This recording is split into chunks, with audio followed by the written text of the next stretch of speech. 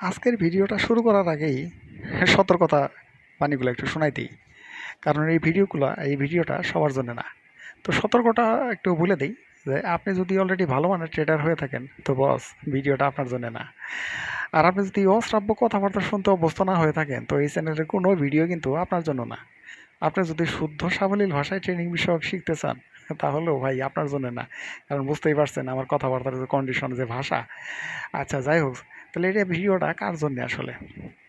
আপনি যদি নতুন ট্রেনিংয়ে নতুন হয়ে থাকেন বা অলরেডি লস খাইছেন, লস খাইতে খাইতে একদম মনে করেন যে হুয়া লালাই গেছে, তো এই ধরনের কথাবার্তা মানে এই ভিডিওটা তাহলে মানে আপনাদের জন্য। অশ্রাব্য কথা শুনতে আপনার কোনো আপত্তি না থাকে তাহলে এই ধরনের ভিডিওটা আপনার জন্য। একমাত্র তখনই আপনি এই চ্যানেলের ভিডিওগুলো দেখতে পারেন, অন্যথায় প্লিজ এখনই ভিডিওটা স্কিপ করেন। কারণ হইতেছে এই ভিডিওটা আপনার জন্য না, যদি ওটা শব্দগুলো আপনার ভালো না লাগে আর কি। তো এখন ভিডিও উপরোক্ত যে সতর্কতা, এই সতর্কতা সম্পর্কে অবহিত করার পরও যদি এই ভিডিও দেখতে আগ্রহী থাকেন তাহলে ট্রেডিং ও আর্নিং চ্যানেলে আপনাকে স্বাগতম। তো বিশেষ দ্রষ্টব্য আরেকটু বলে দেই, দয়া করে ভিডিওটি দেখার সময় কানে হেডফোন ব্যবহার করবেন, কারণ বুঝতেই পারছেন ভিডিওটিতে লাইক কমেন্টস বা শেয়ার করবেন না, দরকার নাই। নীরব জায়গায় বসে অবসর সময় ভিডিও দেখুন, কারণ হইতেছে যে আপনার সময়ের তো মূল্য আছে, তাই না? তো ভিডিওটি দেখার পর যদি ট্রেডিং বিষয়ে কোনো প্রশ্ন থাকে কেবলমাত্র তখনই কমেন্ট সেকশনে গিয়ে প্রশ্ন করতে পারেন। আমি উত্তর দিতে যদি না পারি তাহলে যদি কোনো লিঙ্ক থাকে বা আমার জানা মতে কোনো যদি চ্যানেলের লিঙ্ক থাকে আমি আপনাকে দিয়ে দিবই, এই আশা রাখি আর কি। তো চলেন মূল ভিডিও চলে যাই আর কি। তো ১ নাম্বার প্রশ্ন, ট্রেডিং করে আপনি কার বাল ছিঁড়তে চান? মানে আপনি কেন ট্রেডিং করেন? আপনার উদ্দেশ্যটা কি? ভাই সোজা হিসাব। মানে এটা করে কি জন্যে? টাকার জন্যই তো করেন, তাই না?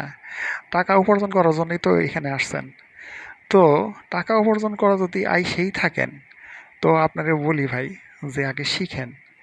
যদি না শিখে আসেন তাহলে মনে করেন যে আপনি কাল বাল ছিঁড়বেন। আপনারই বাল ছিঁড়ে তাল গাছে ওটা বসায় রাখবে, বুঝছেন?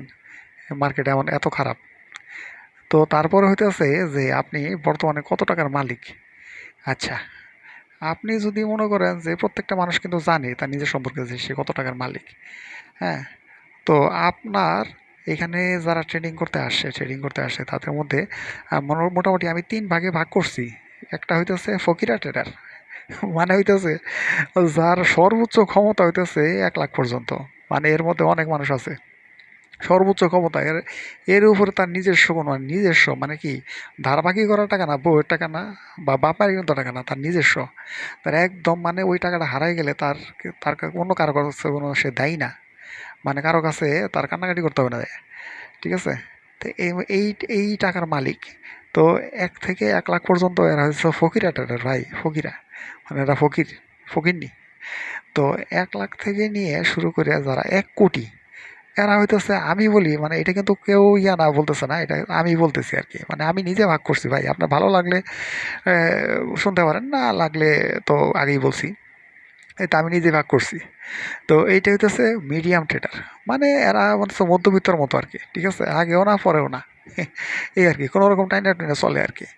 তো তারপরে ৩ নাম্বার ট্রেডার হইতেছে আপনার ১,০০,০০,০০০ টাকার উপরে যাদের মানে মালিক, মানে নগদ সে মালিক, ঠিক আছে? এইটা হইতেছে বিগ বস ট্রেডার। তো এই ৩ কোয়ালিটির মধ্যে আপনি কোন কোয়ালিটির? মানে আপনি কত টাকার মালিক?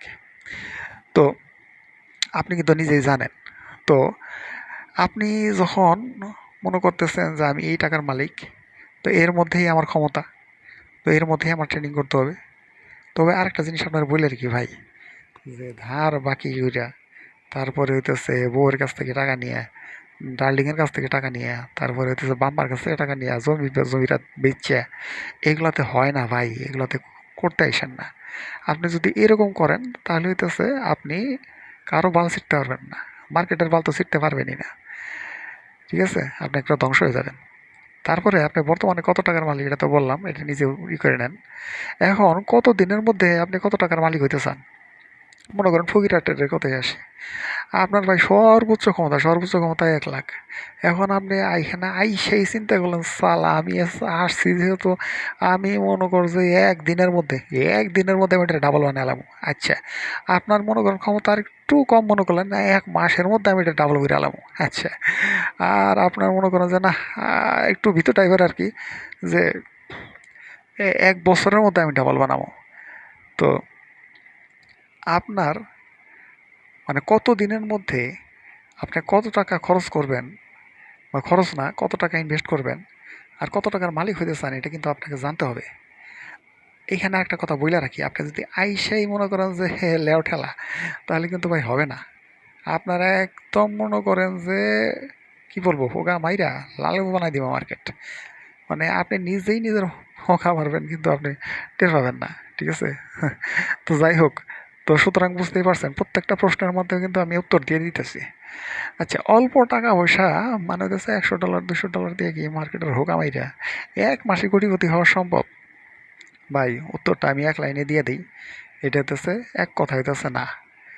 এখন কথা হইতেছে আপনার এই প্রশ্ন প্রশ্নগুলো মাথায় আসে যে আমি আসছি আমি আসছি, হ্যাঁ, আমি আইসে একেবারে ছিঁড়া ফেলামো, মার্কেটে ছিঁড়া ফেলামো আমি। ঠিক আছে? ভাই আপনার মতো যদি এরকম একটা মোবাইল আর একটা কম্পিউটার নিয়ে সবাই যদি ছিঁড়া ফেলাইতে পারতো, ঠিক আছে, তাহলে এই দুনিয়ার কেউ গরিব থাকতো না। আর আপনার বুঝতে হইব যে এই টাকাটা কোত্থেকে আসে, এগুলো তো সম্পর্কে আপনার জ্ঞান থাকতে হইব, মোট কথা। ঠিক আছে?